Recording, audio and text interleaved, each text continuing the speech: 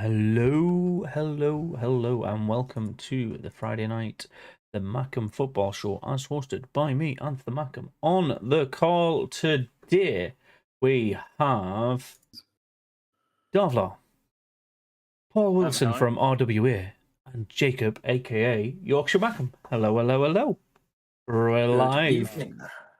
Oh, so we've been having some good chats just before the stream started, and there's a lot we can go through today. Surprise, considering... Oh, hello, Dov. I'll dab for you. Considering... It's actually an elbow cough. It's an elbow cough. Oh, sorry. Have you got a face mask for that? I haven't. Yeah. Good weekend. I think we're going to start it in a different order today, though. We are going to go through transfers because there's been a lot of news over the last couple of days for Sunderland. It's been nothing for about 25 days, and then all of a sudden we've had 3 come in with potential more. I think our expert on this is Paul. So Have I got the inside? You've got the insight. You've got the tweets and every profile that's possibly whispering about Sunderland on refresh every 5 minutes. I know. I say I got a text message of Christian. Quick, someone in Sunderland sneeze, get it up.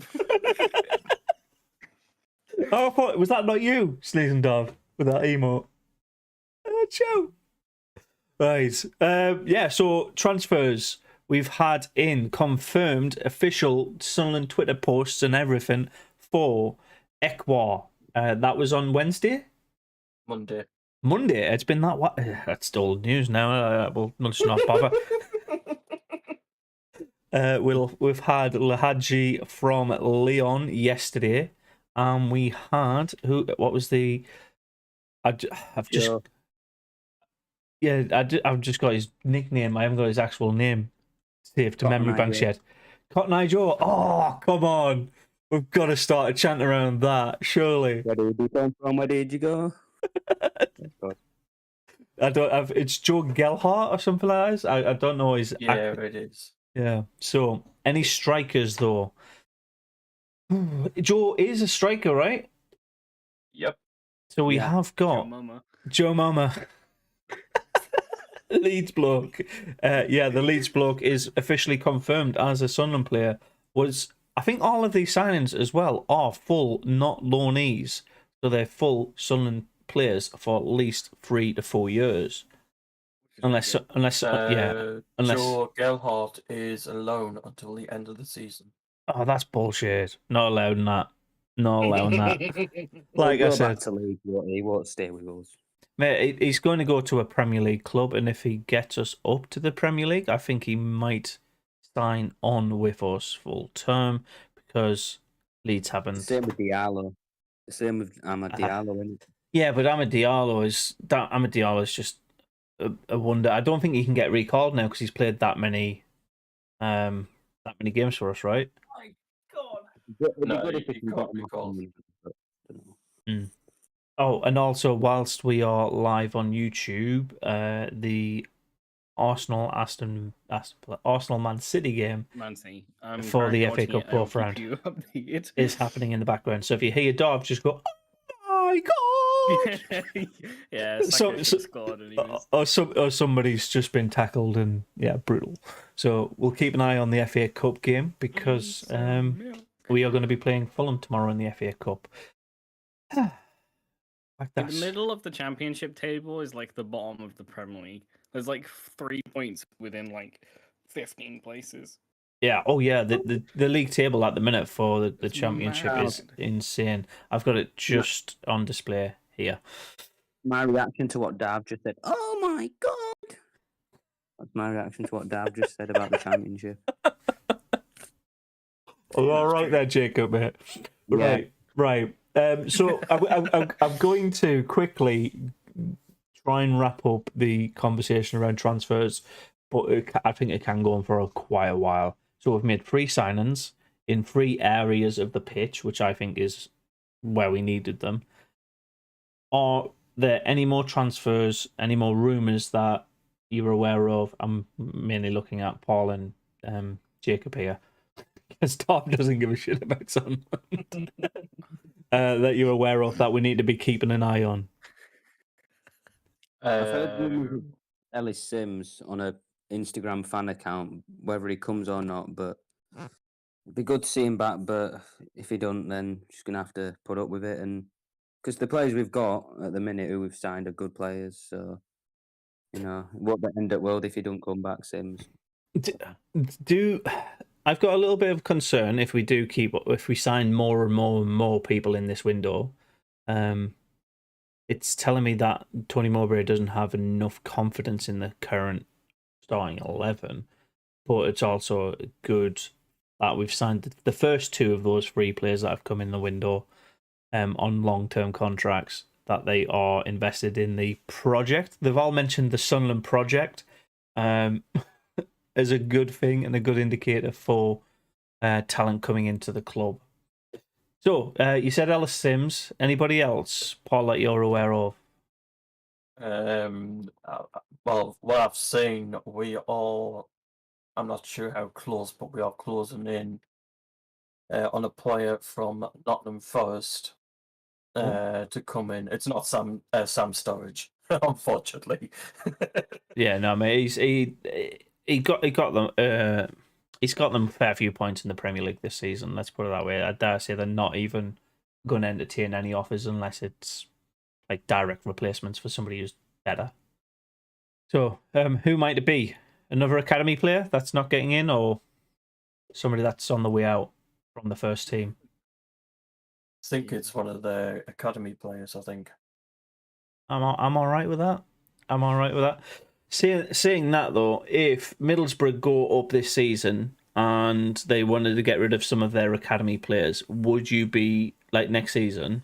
Would you be interested in entertaining academy players that they were happy with when they were at the Championship, but not at the Premier League, which is essentially what we're doing with that Nottingham Forest player, right? Yeah. Yeah, I'd be happy with that. You'd be happy with Yeah. that. So you'd think he's definitely Championship quality. This youth at the academy. Yep. Yeah. Okay. Does it also with recruitment from our academy put you on a little bit of a what the hell's happening at our lower levels right now? Keisha, hello, welcome along. Dale, hello. Yeah, in case you. Don't worry. I'm just glad you got here in the first place. Yeah, so no, there's those two rumours, Nottingham Forest player and Ellis Sims coming back. So that's two more players from the Premier League. Well, Ellis Sims is clearly a striker, so we're still looking for a striker. Where's this youth player? What's his position that year? I'm not sure exactly what position he is, but I've seen it on a website somewhere that we're close to. But to be honest, like I said to Brad, and I Yeah. wouldn't be surprised if we got because Phil Smith from Deco reckons that there could be a signing. Like we might get, say, like on deadline day that Mhm. Hasn't even been linked with a football club. Really? That's Because you never know that the way our club is. They might surprise us with a signing that's not even been linked with a football club. yeah. Is that how Speakman works, or is that just like how do we make contact with these players who with Ekwar is a good example. There's a lot of dissent, I guess, or angry mutterings, should I say, from West Ham fans that he's gone. They thought he was good enough to potentially be in their first team, and thrive. So, are we looking for those players that are very unhappy, or what's the crack there? Are we just approaching anybody and everybody, or are we just looking for people who want this project that is keeping referenced, but it's not clear what that project actually is? Is it a Project Premier League or something? Do you think that's what we're doing? I actually think we've been scouting these players actually since the summer, to be honest. Oh, okay. Because to be fair, from my perspective, apart from like the day or two beforehand, when people are starting to show it online that they're Sunderland are interested in this player from this club and this player from this club, I was like, yeah, it sounds about right, but I don't believe it until I see it on our posts. Yeah, because the way with Joe Galehart, do you not think he was actually on our list, say in the summer? Yeah, because No, I don't think he was. Speakman actually wanted 2 strikers in the summer. Fair enough, if Ellis Sims didn't come, but we were close to getting another one in the summer. I don't think we were close to him though. I know he said he wanted 2 strikers, but I don't think he was even in the rumblings in the summertime. He's been on Wigan's radar for a while because obviously he started his career there and they wanted him back because he performed well the first time round. But for him to come to us over Wigan shows you how much more confidence there is in Sunderland and us going forward over, well, Wigan's future. I think it's a conversation he had with Tony Mowbray as well, because apparently he met with Tony Mowbray before he signed with us. Okay.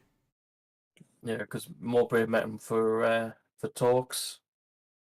You've got to remember though, Sunderland is well out the way of every other club he's been mentioned with. So the fact that he's come to Sunderland to have that conversation shows there's a little bit more of a let's actually put the cherry on top of the cake and seal the deal rather than have these players come to our academy, our officers, meet our manager, and then say no. You know what I mean? Like,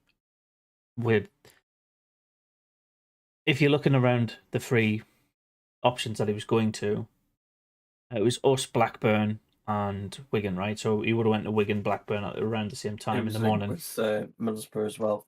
Oh, there you go. It's northwest and northeast. He's went to all of them, and we've done the deal. DJ's joined the call as well, so welcome along, DJ. How are you doing? Good, thank you. We've mixed up the format a little bit this time round. We're talking about the transfers first. Yeah. Acacia says, like I said to Owen earlier on his live stream, I'm absolutely buzzing with the new signings. So, in summary, so far, I don't know if you were aware, DJ, we've had Ekwa, Lil Hadji, and Joe Eckhart. Yeah. How many's on loans? I know one. Eckhart's on loan. The other two are full-time signings. Oh, when did we sign? Who's the other 2 we got? Ekwa was Monday. Lil Hadji was earlier today, and Ekwa was sooner, like not sooner, like 2 hours ago. No, it was 2 hours ago. Eckhart was 2 hours ago. But yeah, he was today, and the other one was yesterday. That's what we've done one a day. We're linked from somebody from Nottingham Forest as well, aren't we? That's what Paul said. I don't know who though, and I don't. Do you know who, Paul? I've got no idea, but I'll try and search up who it is. Yeah, DJ, do you know who it is, or is it just someone? No. I'll tell you if you give us 2 seconds. Yeah. So yeah, we're having a bit of a. His name is Konate. It's spelled Konate. Konate. Is he well? Konate. Is he Welsh? Or is he French by any chance? I don't know. Joe's on loan till the end of the season. Both from West Ham. Oh. The West Ham players are interesting because was it Ekwa and no, it was Ekwa who basically said and pissed off quite a lot of West Ham fans in the process, saying how much he disliked Moyes. So I've seen that comment. it was funny. That's a bridge burnt now, isn't it? Though, like he's never going to go back to West Ham or a Moyes team. Wait till Moyes sees that comment. I think he's already seen it, mate. Something that is from that higher level of a social media profile, I guess. So one of his players he'll have on a list and he'll see that straight away, regardless if they stay or go. It's like Jack Colback when he left Sunderland. He proper burnt every What- potential bridge with us around that. I remember Yeah. you saying, didn't he say he didn't want to be at a club constantly in relegation, and that was his comments on why he went to Newcastle. And then I they remember got you relegated saying the that. next season with him in it. Yeah, Yeah, it's sorry, funny. bastard. What And now the he's at fuck? Nottingham Forest, who are in a relegation battle. So he just burned bridges with every single Sunderland player and Sunderland fan. He was linked with Wigan. Who Colback? Yeah, Wigan actually wanted a call back. Oh my god! Well, to be fair, he did used to play for Sunderland, so like that's pretty much their recruitment policy, isn't it? Anybody at Sunderland want to go to another team? Wigan's got to pay your wages, just not Jack Rodwell. It'd be Max Pern. I'll be contacting the Sunderland players. To be fair, Max Power is one of the few Sunderland players that have went to Wigan.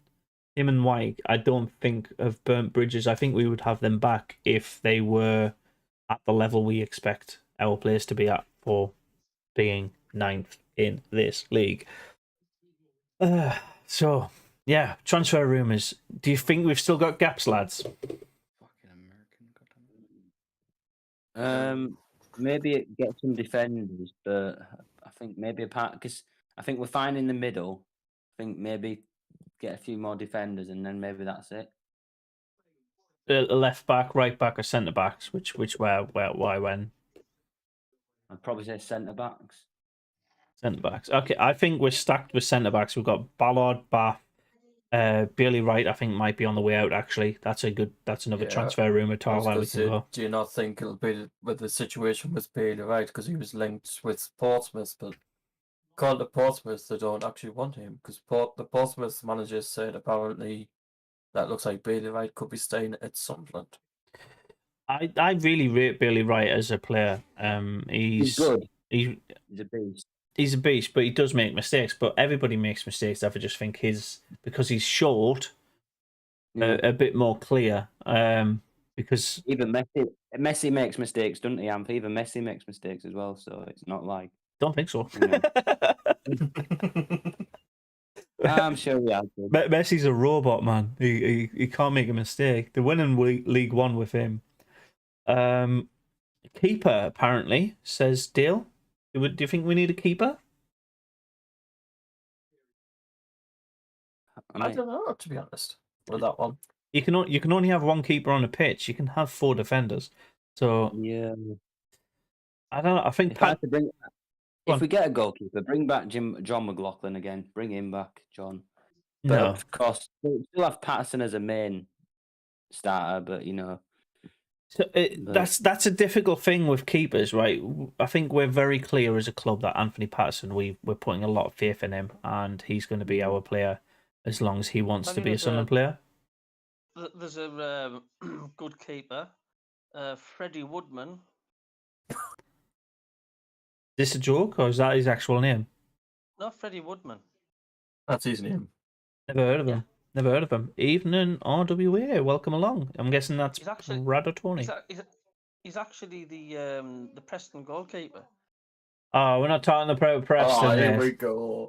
Jacob, Get him off. do you Get him know off. any ideas who that manager is, please? Because it's been bothering me all. Who's Preston's manager? Been bothering me all week. Should I just start putting this in the description? Any mention of Preston will get you muted. I don't fucking know, DJ. Piss off. Oh, wait, DJ in the call? Yeah. Oh, I think I have him you, muted from last The other stream. person is hung up. Oh, shit, that's one. It's Brad. Welcome along, Hey, Brad. Right, so I think with goalkeepers, it's a difficult one. If you think we need a new goalkeeper, saying you're coming in to compete, that's what Bass is there for. Bass is supposed to be competing with Patterson. But whoever wants to make a keeper move when they're not going to be their number one keeper, like if Patterson was injured or something like that, you would go to that club to say, I'm going to be the keeper for that team now. I'm going to be playing 90 minutes week in, week out. So I think we've got a lot of good trust in. But to be honest, if we're looking for a keeper, do you not think the club might look in the free agent market? I think we should be looking in that kind of market if we're looking for people who are going to be second string to Anthony Patterson. It makes sense to look in the free market for that rather than poach him from a club to put him on the bench. Like, what is the point of that? It makes no sense. So I think goalkeeper wise, we should get rid of Bass before we'll- bringing in somebody else, and then it'd actually be a competition between Patterson and whoever comes in. I think with Did you Bass say there, you said get rid of Bass, didn't you? yeah. Yeah, I'd do that, but what my dad said to me, no, he's even though he's not had many games, he could still, because he just had 2 games in 2 cup games. Yeah. He said we could still give him time, but yeah, I'd probably if I had to get rid of one Sunderland player at the minute, it probably would be Bass. For me, I think it might be the end of Corey Evans. He's Really? obviously he's been Well, he's injured. out for the season, He's isn't he? So- yeah, he's been injured. And was it the game or training? I can't remember. I don't think it was the game. Where do you think he'll go? Do you think Corey he'll go to Evans League got One? injured against Middlesbrough, actually. There you go. To be fair, mate, I don't think that he's 32 years old. He's an established CDM in the Championship in League One. So I think you could go to any team, from Hull City downward to Forest Green in League One, or he could go back to the Northern Irish leagues and just I think it'd be go- interesting with Corey Evans, like, because Tony Mowbray had him at Blackburn Rovers. Yeah. But Mowbray actually was asked on the situation with Corey Evans yesterday, and he did say that depending on how the transfers go, Tony Mowbray did say that we might look out and see if we can get an experienced type of player of Corey Evans. Yeah, like we've got a lot of youth coming in, and that's fantastic. Like my mate said last night, the kids, that anybody under the age of 25 in this league will just run and run and run and run and run. It's the more Fresh legs, isn't it?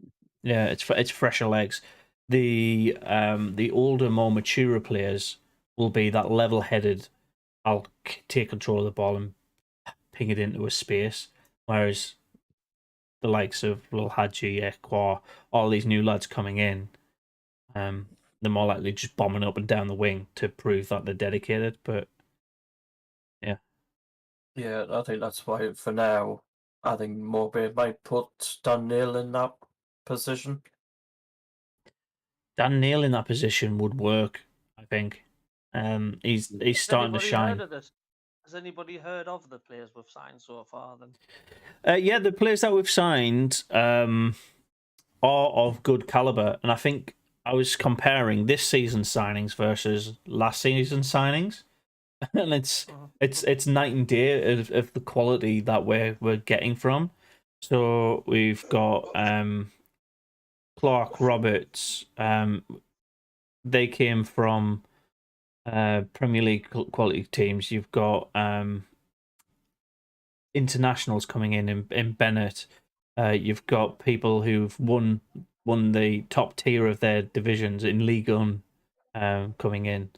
You got other Premier League academy players coming in this, and the season before they were coming from the likes of Shrewsbury, Lincoln, Portsmouth. They were coming from teams that were around us, not above us, and I think that is a great indicator of the project. Got so many loans though. I hope we don't get into the habit of getting too many loans because It's one you loan. can't really. Yeah, I know, but we have been getting a lot of loans in the past, haven't we? Yeah, but that's a little bit of a state of play that we were in League One. We couldn't afford the 3-4 millions for players, the 200 grand a week or whatever. And I think the fact that we've moved towards more younger players who are looking to step up their career and increase their worth is a great indicator of what we're actually about to achieve as a club, rather than let's cement ourselves in League One and slowly build up. I think we've done an absolutely amazing return to League One, to the Championship from League One. While Like this doing a player double from bump. Leeds- This loan player from Leeds, you said there's no clause with an option to buy. Is that correct? Isn't it? I Yeah, don't know. that's correct. Right. Unfortunately. Yeah. Man of the World says, hope we can get Ellis Sims back. Because when you get to like the player, you think like, oh, you get used to it. This is class. Then he's gone. Yeah, You know? Ellis Sims is a good example of that. Like Man of the World says, hope we can get Ellis Sims back. It took me like 8 games to get used to him. Then he got injured, and I was like, oh, he's just a bit soft. And then he came back, and basically he was getting to the level of like me liking Ahmad, but who is another low knee player. But yeah, then like that, he's been recalled. So I think we need to cut out recall statuses on loans if we can. Come back, Sims. Like, I'm 50-50 about it because he's only been gone for 3 weeks. I'm normally not nostalgic to players that have been to our club before and coming back, but it's the same season. It doesn't fit like I it. think with Sims, for me, I think it depends on Sean Dice what he wants to do with him. Massively depends on that because he came back and played one like 7 minutes for Everton, and that was it. He was there for a 4-0 defeat, and literally had no time to do anything for the game. So I think he'd want to come back because there's obviously a lot more glory right now with how Sunderland are playing versus Everton, which is a really bizarre statement considering they were in the Prem. Oh, Serkin came from Tottenham as well, says Jacob. Yeah, and he's good. I think he's a good player as well, Sirkin. Didn't And He's got, Casey went. he's got a clause in his contract, Serkin, actually. What when for? Is it? Is he good? Is it this? Is it summer of this year? I think it's a buyback clause Tottenham's put in his contract. So they actually buy him back off us. What about Clark? Is he got a same in the same situation as well, or is he? Mhm. Or have we got permanently got Clark? Clark was a permanent deal. Yeah, Clark was a Yeah. 3-year contract, wasn't it? Yeah, he's probably one of the best players on his day, Clark. 'Cause he is a really good player on his day. Yeah, Man in the World says signing players permanently exudes ambition much more than the Lawney signings. I don't know, because 2 secs. I'm just going to beyond now. 2 secs. There you go. The Amad Diallo is a case in point. He's a loanee player and he's looking to prove himself at Sunderland and to Manchester United that he's ready for their first team Premier League level quality gameplay, not to berate like loanees as an overall thing. They're there for a reason. Like DJ said a couple of minutes ago, I think relying on loanees is where it becomes dangerous. I'm just pleased Manchester United can't actually recall Ahmad, actually. Yeah, he can't do it anymore, can he? Because he's played 20 games. Yeah, it's expired, so that they can't actually recall him. So yeah, like now for me, if Ahmad steps off the pedal, that is more detriment to him in his career than if he continues the way he's going. He's scoring in more games than most strikers have for us in the last 4 or 5 years as well. It's really bizarre. It's like also, we can't recall Jimmy Tete. We can't recall Matete. Why not? No, because like if we recalled him now, that loan with Plymouth would have to end in 28 days for him to come back to Sunderland. Okay, and that's gone past that. Yeah, it has. Yeah. Okay. Right. I think we've had a really good discussion around loanees, transfers, ins and outs. Shall we move One on? player we haven't mentioned. Who's that? Yaku is gone on loan. Oh, he's gone out. Oh, yeah. We, yeah. I think everybody knew that was on the cards, mate. Nobody really wanted them around. As an Especially out-and-out what we striker, said the other day. yeah, mate. Honestly, as an out-and-out striker, it's embarrassing. So maybe he's just above his level, but yeah, we're not having him back as an out-and-out striker for Sunderland. It's a liability. I can't believe Speakman actually said that, mate. Like that, Diaco is one of our main strikers. I mean, he is blind, so maybe we're all giving Jacko a little bit of sticky, and maybe it's warranted, right? But maybe in the training ground he is as good as Stewart. He puts in the shift on the training ground. Maybe that's what they see in him. Like, he can perform, he just can't perform in front of a crowd.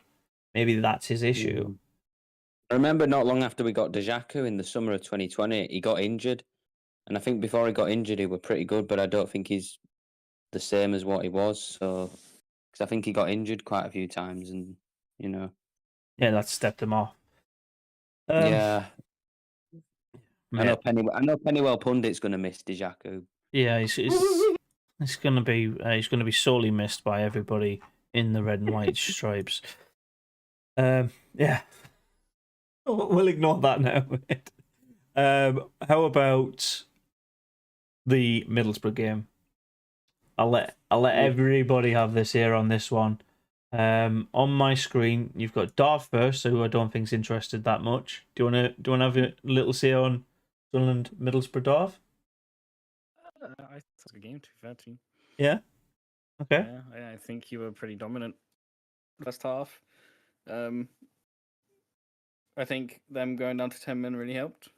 Mm-hmm. I think it gave you the little push that you needed to get the first goal in, and then from there you just kind of snowballed and just Compiled on their misery. I said to you after you scored the first one, I was like, if you don't score another one, I'm gonna be disappointed. And then you scored the second one, and I was like, yeah, there we go. Where's the third one now? Come on, I want more. Yeah, I think it was a good game. I thought it was a good game. Yeah, as a neutral, it was very As clearly. a neutral, it was a good game. Yeah, good. It was. Yeah, you were all over them. Yeah, so Smoggies, listen to that. We were better than you on that day. Okay, that's it. DJ, what's your thoughts on the Sunderland Middlesbrough game? You there? Oh, there he is.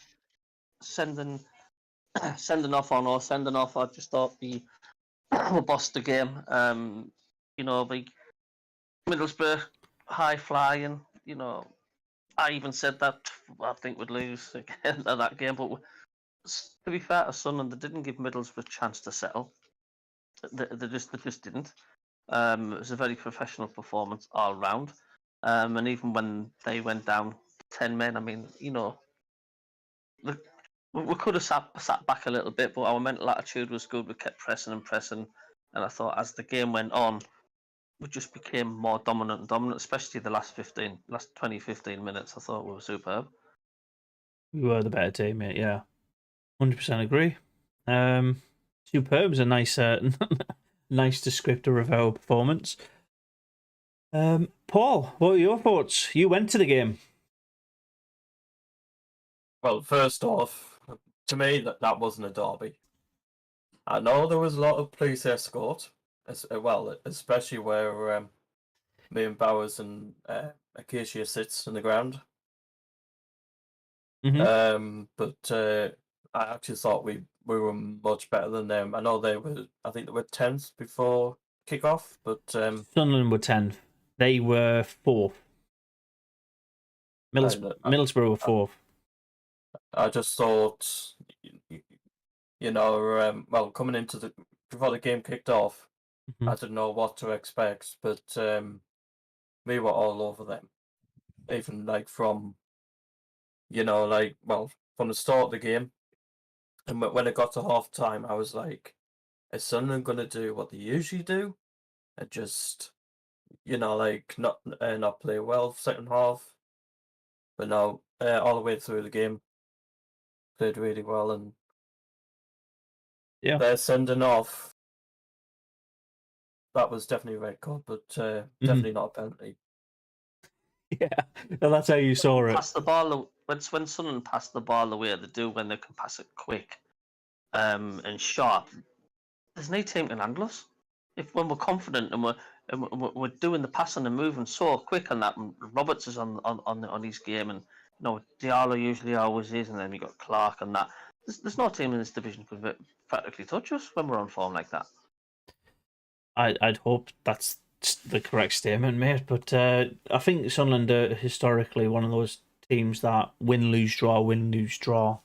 At least this season.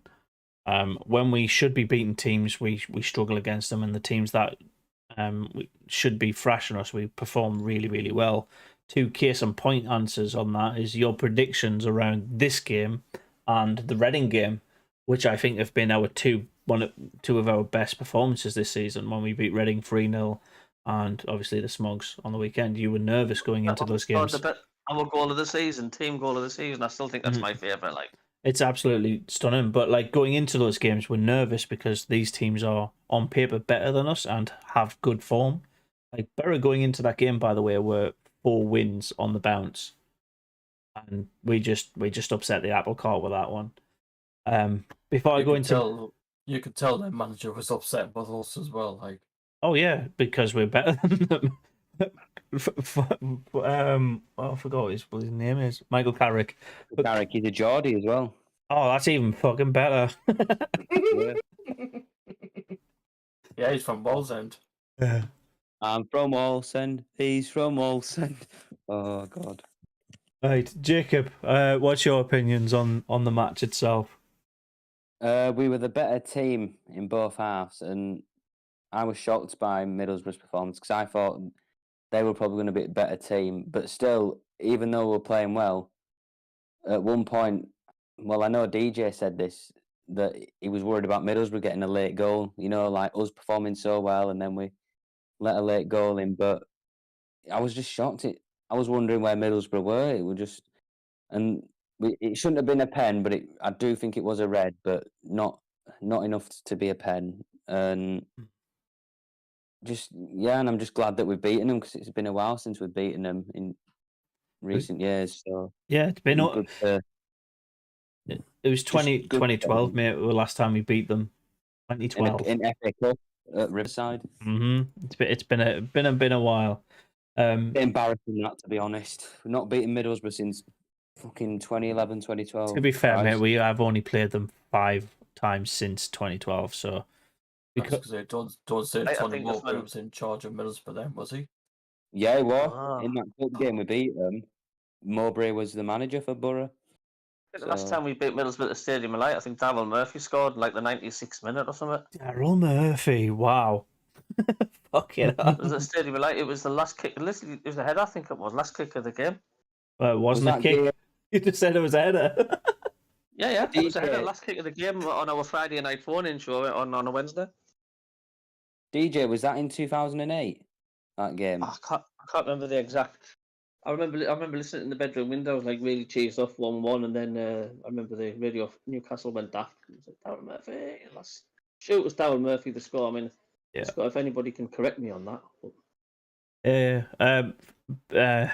Madness for the 2-0 win. Score predictions for tomorrow. Dom will go on to them just after the chat around the Middlesbrough game. So. For me, I want to clarify a couple of things. It is a derby. It's not a rivalry. I think that's the angle we can see it. Yes, it's a Tees Weir derby. It's a northeast derby because we're close in proximity, but they're not our rivals. That's Newcastle. It's as simple as that. So it's not a derby. It's a local derby. It's not a rivalry. It's just the same for Sunderland playing Hartlepool or Carlisle than it is Gateshead. Yeah, than it is against Middlesbrough. It's like Birmingham City versus Walsall, isn't it? Wouldn't that be the similar thing? It's like Birmingham fans wouldn't really be bothered about Walsall, but they'd still say it's a West Midlands derby. Exactly. So it's a local derby. It's not a derby. It's not one that actually has a lot of weight behind it. Like I'm not going into the start of the season going, when's the Sunderland Middlesbrough game? I want to get amped up for that. I want to make sure everything's like fucking. I'm keyed up for that. It would be. Their fans was actually like that on Saturday. Oh, that was cringe, man. Did you see the fans? Like, they had the players' bus from Sunderland driving through, and they had like these flares and shit, and they were like, "We hear the Mackems, we hear the Mackems," with red flares, and they do it from their perspective, and it feels like it's quite hooligan-y. Yeah, well, And then from the bus where I perspective, sit in the ground, Yeah. we actually arrived just in time Double. because Middlesbrough fans were actually arriving at the same time. wow. So it would have been a little bit loud.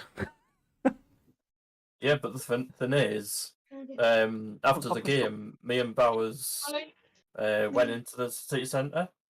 Yeah. The Middlesbrough fans, believe it or not, was actually still waiting for the train to get back to Middlesbrough. Okay. So 2 secs, mate. They were waiting at St Peter's station with the police to Yeah. get back to Middlesbrough. That's mental. That's mad, right? But yeah, I just don't understand it from their perspective. Like, do they genuinely believe that we're their rivals? Like, I would have thought it would have been somebody like, I don't know, Sheffield. No, can't be Sheffield. Like Rotherham, maybe. Someone down the M1 rather than Sunderland. It just doesn't feel right. Middlesbrough going now, biggest rivals is Sunderland. Just feels weird. Well, Borough, generally, they were a championship club. Generally, like before they went to Prem last time, before they were a championship club, and it'd be Hartlepool. I'd say Hartlepool would be bigger for them than us. Don't you think? Middlesbrough and Hartlepool. I don't know, but I mean, if they're in the same league and they played each other like 5 seasons in a row, then yeah, I think that might become the rivalry. But I don't think it is. I know Rotherham are not northeast, but it's on the A1M. It's who's Rotherham's rivals? Like nobody really knows nor Barnsley, cares. Doncaster, You can't. Barnsley and Doncaster. Do you think and you could have? Sheffield. Do you think you can have more than one rival then? Because I don't think. Yeah, Really? I believe you can. Yeah, but some might not be as big as others. It's like the West Well, every Midlands. team in the are Prem big. hates Man United. I mean, that's for good reason. There's three teams in the Merseyside. There's Liverpool, Everton, and Tranmere Rovers. So they're the 3 main teams in like Merseyside. But it's like a lot of Yorkshire clubs. It's like even if it's Leeds United versus Doncaster, that's a Yorkshire derby, but it's not. A Leeds fans rivalry. won't. Yeah, it's yeah, not a Leeds fans- rivalry. You won't get Leeds fans saying, "Oh, Doncaster." They'll be like, "Yeah, we don't like them. It's a Yorkshire derby, but it's not. It won't be as big as Leeds versus Huddersfield." You know. Do you know what that reminds me of, though, mate? Southend United. Southend absolutely hate West Ham, but West Ham could not give a flying fuck about Southend. It's just insignificant. They're actually quite far away from each other. No, but it's like it's the Essex area, isn't it? Like Southend's closer to West Ham than it is to Norwich, which is bizarre. But yeah, rivalries and derbies are not the same thing. So if somebody says to you it's a derby, yes, it is a derby, but it's not a rivalry. Okay, done, settled. That's my perspective. Done. Don Cancelo, they are Southerners. Don Cancelo, I've heard it's a cracking away there. What does that mean? Are you talking to? I was like, what's Don Cancelo? I'm missing the. Welcome along, Don. So the incident for the red card and the penalty. For me, it is definitely a red card. He holds on to him for about 10-15 yards of running and then pulls him back. It is the clearest cut, last man red card I've He pulls him, yeah. Yeah. He pulls him like dirty bastard. Yeah, so it's definitely a red card. Whether the incident flows into the box, which is why a penalty was given, that's up for debate because the last point of contact is on the 18-yard line. It's literally on the paint, and Stewart falls into the penalty box, right?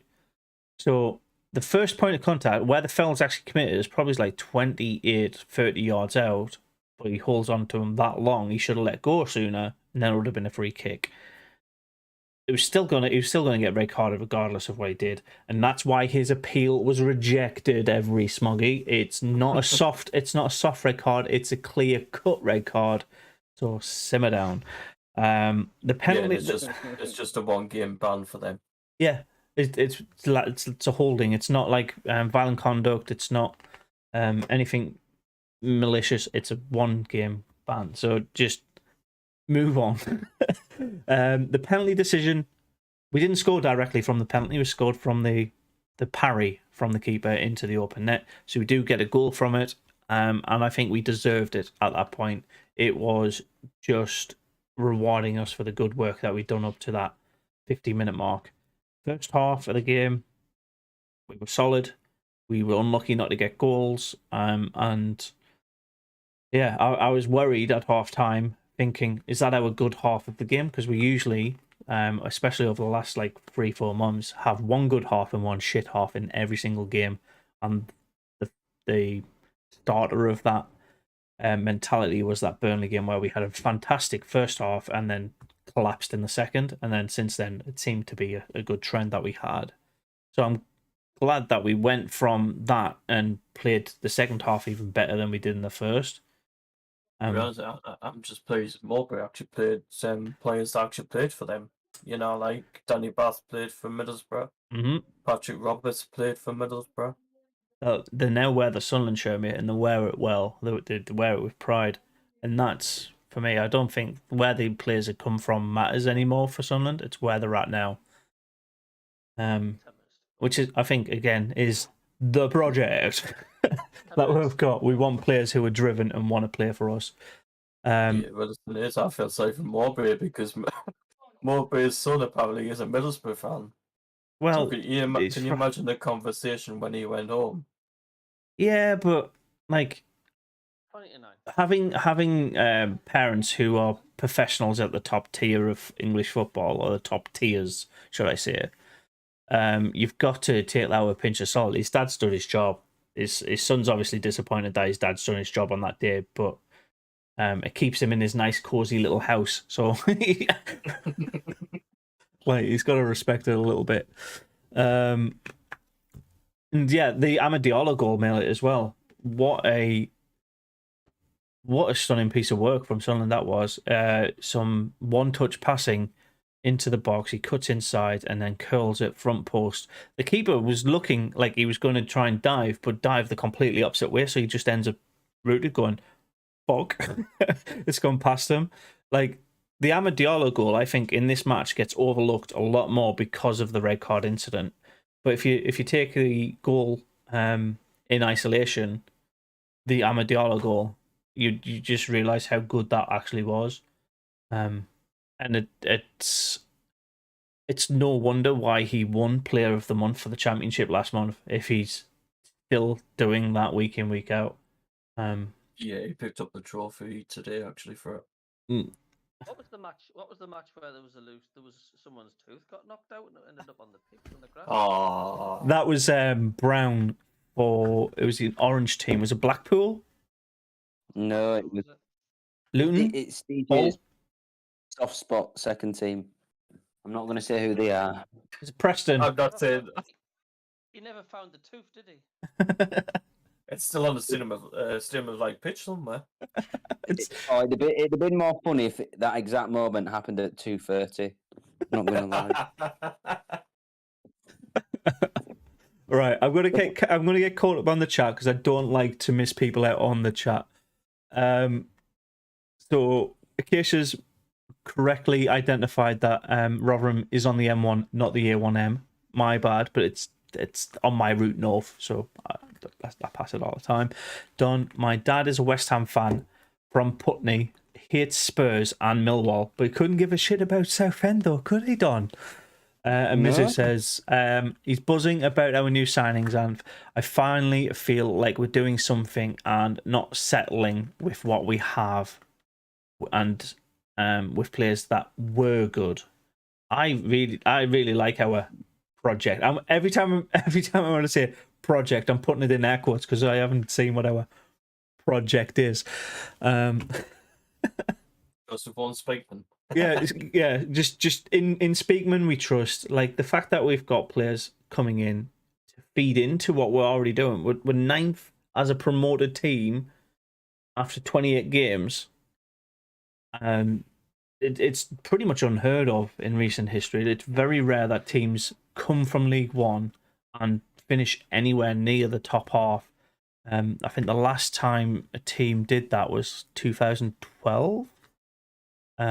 Or was it Sheffield United a couple of seasons ago? It feels like it's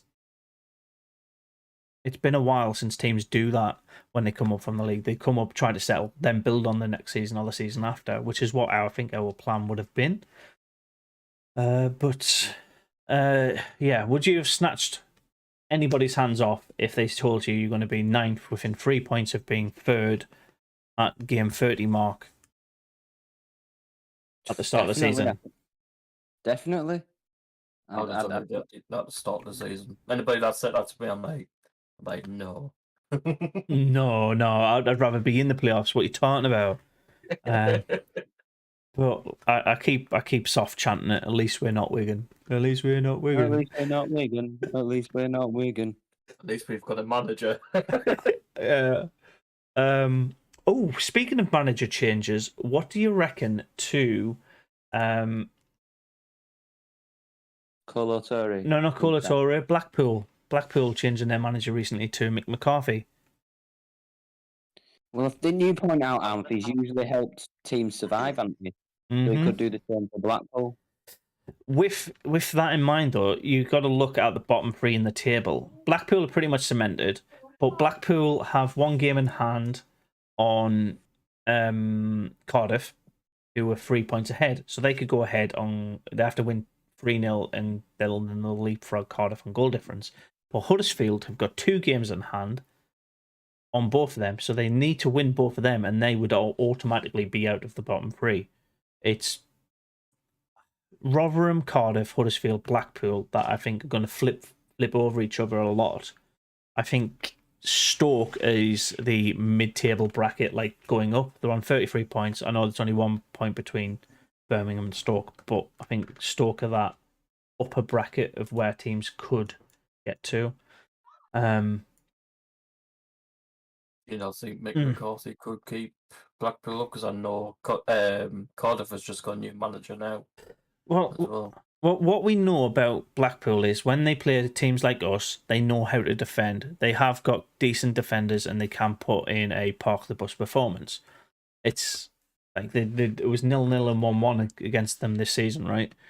So if Mick McCarthy knows that they are capable of getting points at least against big boys by defending, it's working on the counter-attacking game and defending resolutely. That's where I think they've fucked up against teams that are around them, like Birmingham, like Bristol, like Hull. It's those games where they're losing like 2-3-0, and I think he could do a really good job with them. It's just, do you think Blackpool used to get a lot of red cards as well under Michael Appleton? Appleton, his style of football, I don't think is clear. It was just like, what should we do this week, rather than this is the philosophy. And I think Mick McCarthy has this is our philosophy. Some weeks it won't work, but most weeks it will.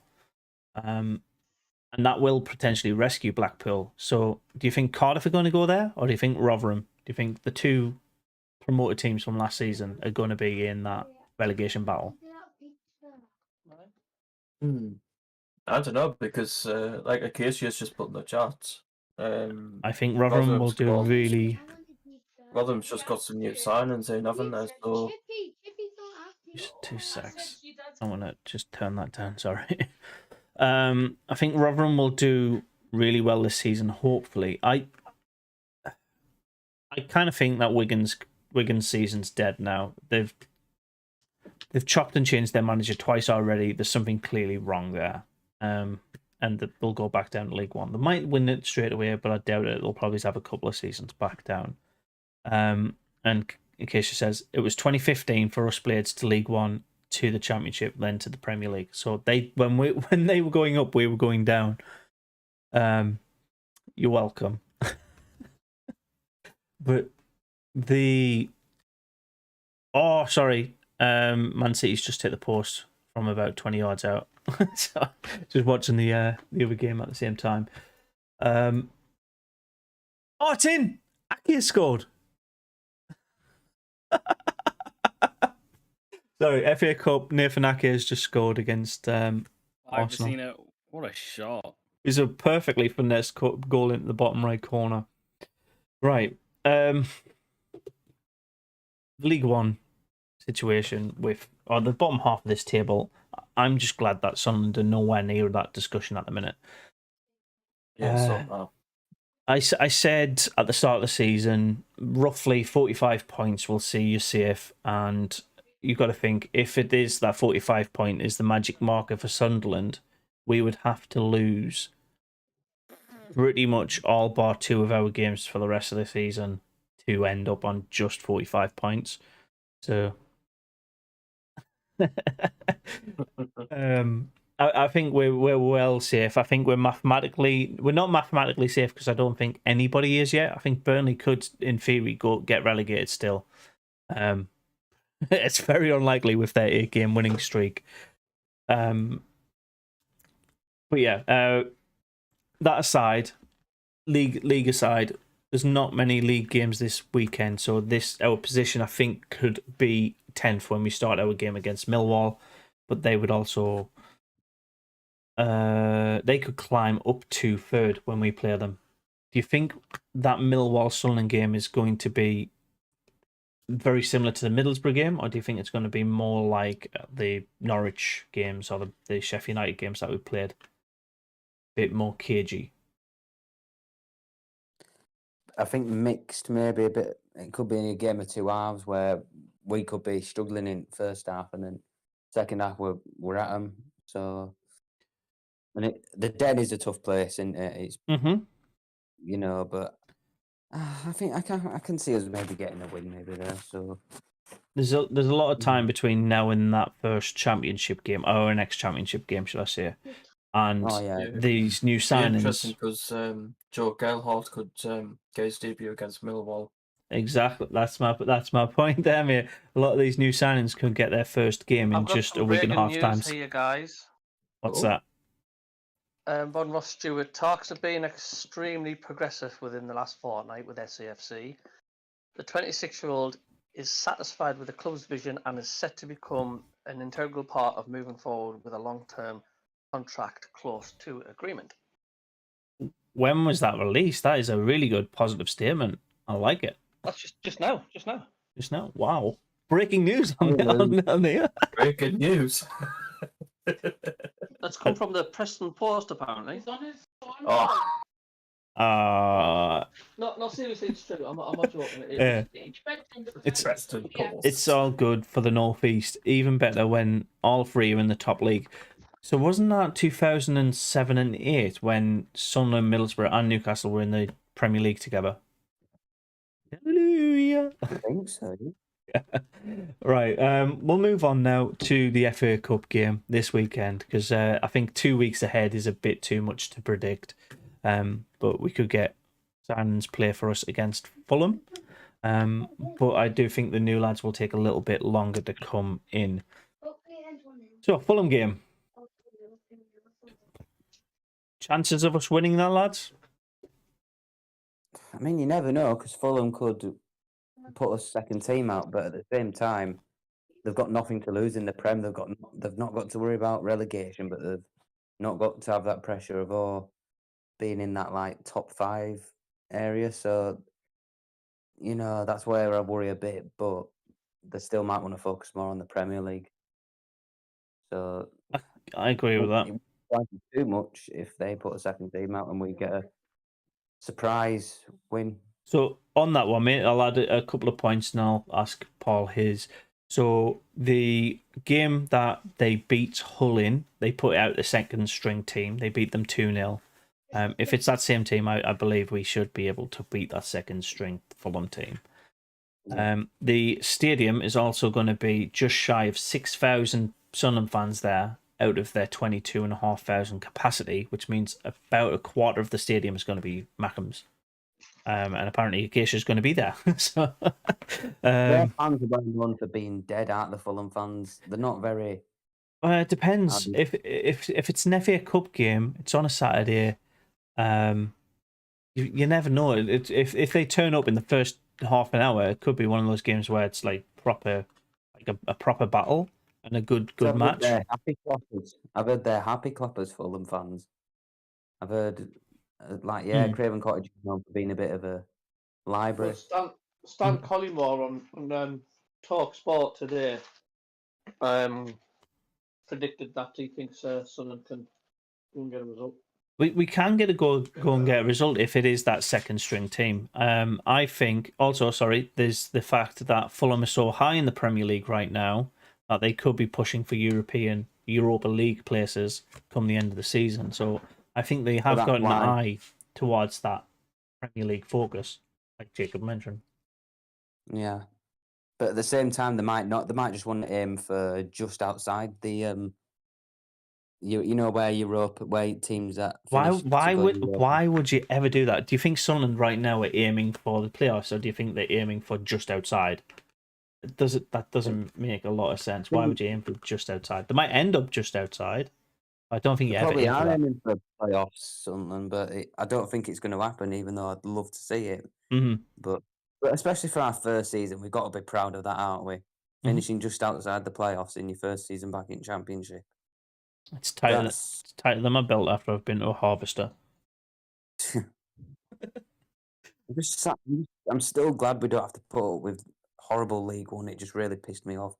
Yeah, Better away days this season. Better away days. It's luckily I think that's an era in the past for us now. Paul, what's your thoughts about Sunderland Fulham? I know you've gone over it a couple of times on another podcast, but have they changed? For me, I think we've got a good.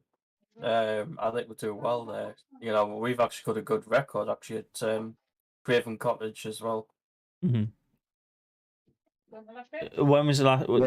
I haven't seen the form against Fulham, but when you say we've got a good record, what do you mean? 'Cause I don't think we've played them since we went down to League One, have we? No, last time we played them away was 2018, 27th of April. We lost 2-1. It was our championship season where we were terrible. Yeah, but we played them in a FA Cup before away, and that was 2015 February. We won 3-1. So even when we were, to be fair, it's really unfair to It's really unfair to historically compare what we did 5-6 years ago against them 5-6 years ago, because the entire squad has changed, bar Lyndon Gooch, since that time, for us at least, and I dare say not. Yeah. Is Mitrovic was there then, I believe. Well, speaking of that FA Cup game, the other FA Cup game we beat him in, guess who was on the bench for Fulham that day? We beat them 3-1 in 2015. I don't know. Jack Colback. Robles. Oh, no, Robles. He was on the bench for them. He was a Fulham player. There we go. That come full circle, innit? Let's beat them. Yeah. That's weird, isn't it? It is proper weird, but like we could potentially have that a lot next season. We'd be like, well, Ekwa, if West Ham get relegated, Ekwa used to be a West Ham player. Now he's playing against them. We had that on the weekend. Duncan Watmore came on in the 83rd minute, and he was like, he used to play for us. Maybe he's going to be really good. As well, yeah, he was never going to score, mate. He's never been in. Like, he only really scores from corners. Weird. And I don't think West Ham are going down, I think they'll survive. It's probably going to be Southampton. Yeah, but like we could be in that same situation where we're looking at players that are from teams that we've already recruited. But I do think it's a little bit strange to compare like our Sunderland 2018 squad to our current one against Fulham. So recency goes out the window. I think it was more okay when you were doing like Portsmouth against Portsmouth the season before, and that kind of oh, we Charlton, we beat them, and then they went up and they came down. And then when they came down, they were dog shit. Like, it's yeah, teams change, and I think we're on the ascendancy. So I think Fulham being as high as they are is going to be a tough battle, but it is winnable ultimately. I mean, before there used to be a bit of a yo-yo club, didn't the Fulham? Up, down, up, down, up, down. So did we, mate. Yeah. DJ, what are your thoughts? Fulham game.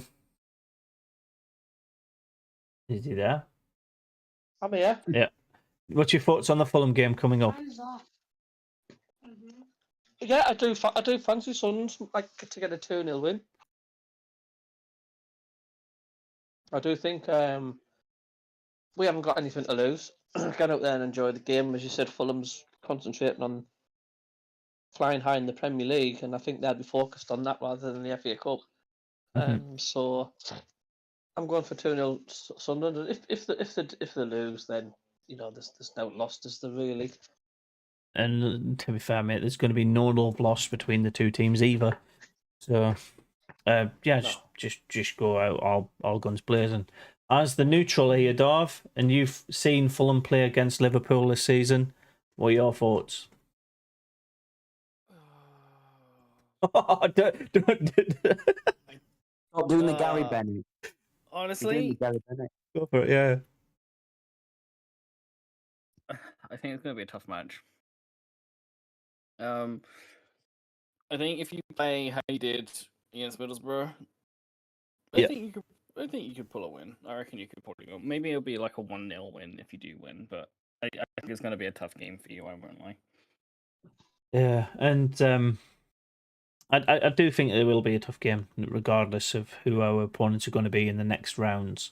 There's no easy team in the fourth round of the FA Cup. It's just not.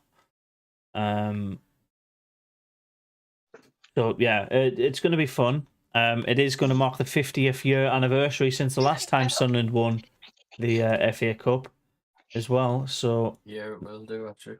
so there's that to bear in mind. It might be a good omen. It might just mean absolutely nothing come the end of the Fulham match. But 70. Well, the cups we won before 1973. The last time we won the cup before 73 was 1937. Yeah, And then we won it in 73. Look at it now, 2023. Could that be an omen with the 3 at the end? I mean, well, we could say that about 2037 as well. And then, Oh, yeah. no, It depends, doesn't it? it's Get prize money. it's the prize money's not there. Basically, you split half the gate, which is why I think they're letting more Sunderland fans in this Fulham match, because half the attendance is Sunderland fans, and therefore our fans are paying for half the profit on that, and the television rights. So if it gets sold to Sky, BT, BBC, BT, ITV, ESPN, wherever, they get the half of that as well. So the further you get, the more money you get, but it depends on mainly ticket sales. So Fulham would have wanted that at the Stadium Light rather than us away, because they were getting more money for it, but TV rights as well. So the further we get, the more money we get, because we get more ticket sales. In a way, I'm pleased it's a Craven Cottage because of VAR. Because we haven't got VAR at the Stadium of Light. We haven't got what, sorry? Our VAR. Yeah, we haven't got that at the Stadium of Light, so I'm pleased it's away. I find that bizarre. Like, we went down like this 2 seasons before VAR was like mandatory in the Prem. So we've got goal line technology, but not VAR.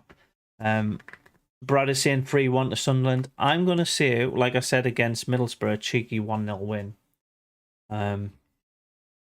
We'll go through predictions. Dov, you said we could, but what do you think it's actually going to be? Come back to me. I'll Okay. think about it. DJ, what are you saying it's going to be? The Fulham game. Yeah.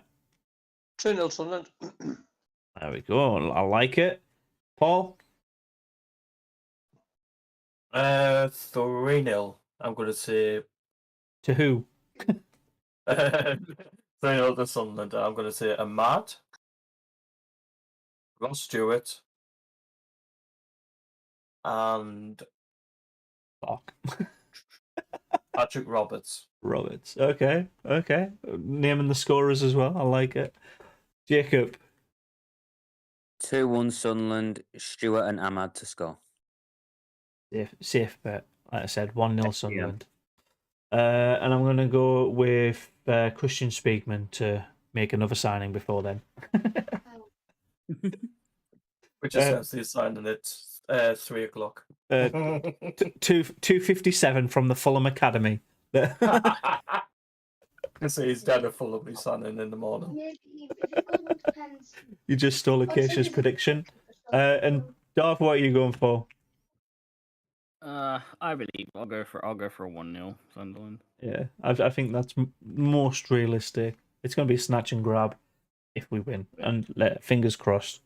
I'll wrap up the stream there. It's been over an hour. I apologise if you're watching or listening back on any streaming podcasting services. The user wondering the ref tomorrow is Michael Salisbury.